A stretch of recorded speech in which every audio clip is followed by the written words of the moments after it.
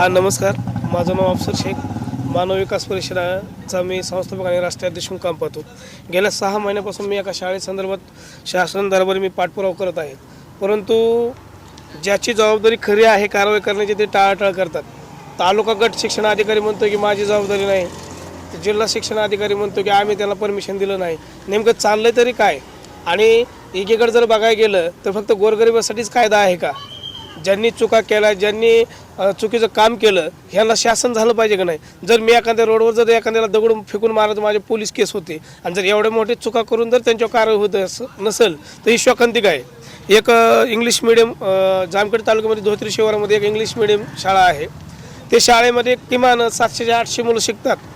ते पहिलीपासून तर 8वीपर्यंत तिथे शाळा आहे.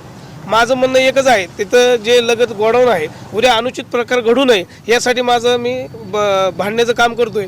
पण शासन दरबारी त्याची दखल घेतली जात नाही, ही दुःखद बाब आहे. जर शाळा आधी होती तर मी तक्रार केली नसती, परंतु जर पाहायला गेलं तर गोडाऊन हे पहिलं होतं आणि शासकीय नियमाप्रमाणे ज्वलनशील पदार्थ गाव वस्तीच्या बाहेर असलं पाहिजे आणि शाळा फक्त 9 मीटर अंतरावर आहे. ही शोकांतिक आहे.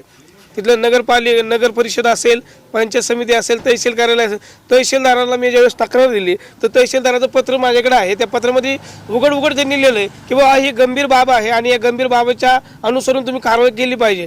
जेव्हा त्यांचा अहवाल तहसीलदारांनी मागवला तर त्यांना फक्त अंतर मोजून दिलं. म्हणजे किती शोकांतिक आणि हसण्यासारखी बाब आहे.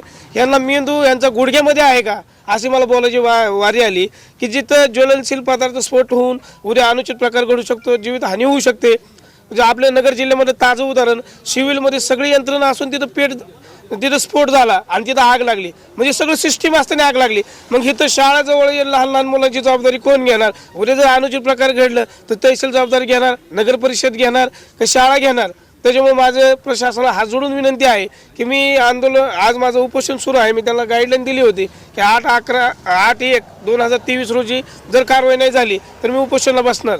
मी आता जिल्हाधिकारी कार्यालयासमोर उपोषणाला बसलेलो आहे.